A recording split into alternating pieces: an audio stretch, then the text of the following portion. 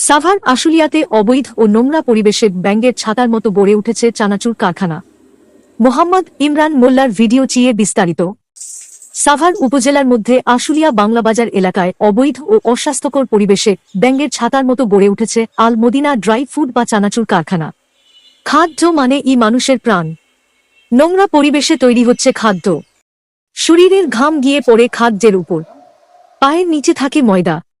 বাহিরের নোংরা ময়লা যুক্ত পা দিয়ে খাদ্য উৎপাদন তৈরির কাজে ব্যবহার করে। ফায়ার সার্ভিস এ রয়েছে অবৈধতা। নিজেরাই ফায়ারের গ্যাসের নম্বর অবৈধভাবে পরিবর্তন করে দেন, যাহা বেআইনি কার্যকলাপ এর সঙ্গে সম্পৃক্ত।